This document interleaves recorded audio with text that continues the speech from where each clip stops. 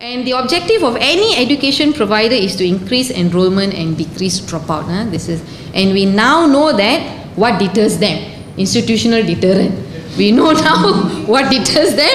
So now we need to plan how to keep our learners. Okay, next.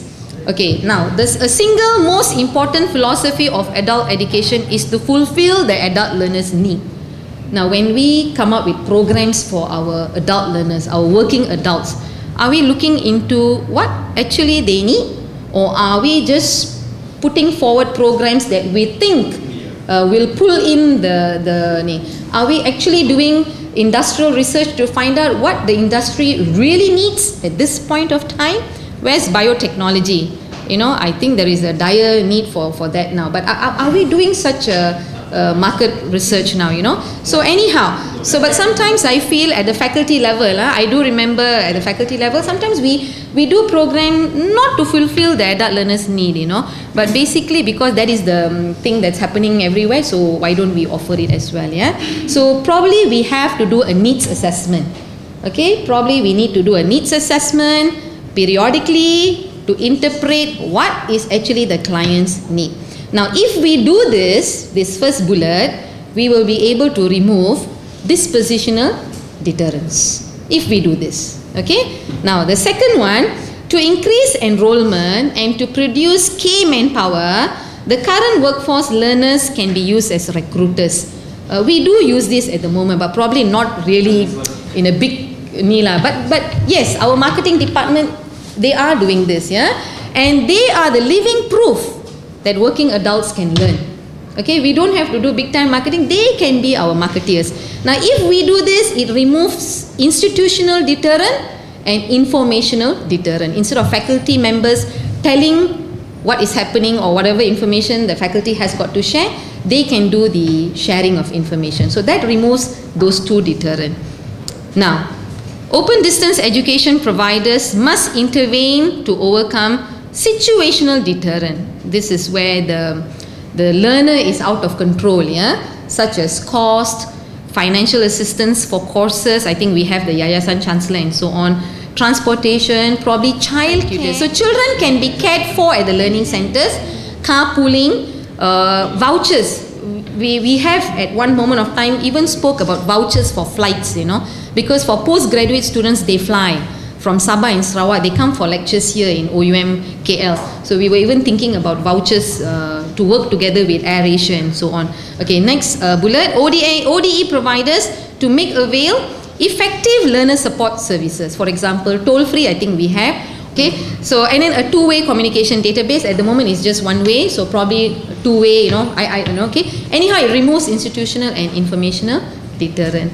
Now, negotiate some other ideas. Negotiate with local telephone company to reduce phone charges via internet, you know. Planned maintenance or resources to sustain network. Host open day. After so long, we had one open day the other day, you know. This is where information can be named. Provide easier access to internet. Okay. Now, the high, okay, this one is quite interesting, yeah. I've always had this at my heart, but I don't know when we're going to do this. Okay, now the high to moderate need to participate due to social contact. We have learners who come to OUM not for cognitive interests, okay. They're not coming here for to get, yeah, I know, Kadisa. We do know that our learners not all come here because they want to get promotion. Like, you know, they come here as a form of escapism. They come here because they want to do social networking. Now, for these learners, probably we have to come up with some non-credit heavy program. You know, at the moment we have credit heavy program, 120 credits for a bachelor's program, 90 credit for diploma, 40 credit for masters. How about non-credit heavy programs, such as I said here, organizational leadership. I remember when I was doing my undergraduate studies, we had a few actors from Karyawan who sat through our entrepreneurship classes, our marketing classes. They were not undergraduates, but they only came for that one subject. Okay, it's like a standalone that we have in OUM. Okay, so how about coming up with organizational leadership, entrepreneurship, internet appreciation? He said in the long run, the greatest asset that a nation possesses is its people. And the greatest asset that the people can wield is knowledge. Okay, thanks. Just thinking about deterrence. Deterrence, yes. Normally, the studies on deterrence are more for the Dropouts. Yes, dropouts. Yes. And as such, probably that's why in your study there does not seem to be much of a deterrent among, I understand, your sample were active students. Yes. Okay, one reason when I first started doing this, I did look at how the other researches were conducted. Most of them were done on the dropouts, but we know Malaysia, okay? When I was in the faculty, this was really in the early time when we were supposed to bring those who were inactive back into the register. They don't want to talk to you, you know. You ask them why you are not active, you know, how about coming back? They just don't want to talk to you. So these people will not be able to give you data, okay? And the data that they give, probably, this is something different. This one is on students to find out what are the prevailing deterrent at this moment of time. So I was looking at the active student, but what is deterring here doesn't mean dropping out, you know. Deterring here means being that inactive person. You could be active, but look, something is deterring you. So what is it? Okay. Yes, Prof. It just came to my mind. It's the fact that students that want to talk to OUN, whatever calls that, why they are inactive. Yes. Maybe because of institutional reasons. That they were given lousy service, and it's now suddenly, you know, you want to talk to me about doing that. Perhaps, you know, perhaps. Yeah. And I really believe at this point of time, it's high time for us to look at all those who dropped out. But I remember many years ago when we at the Faculty of Business, we tried to win them back. They refused to speak. You call them, they don't want to talk to you. I think, Puan Nik, you have experience, right? You call them, they don't want to talk to you.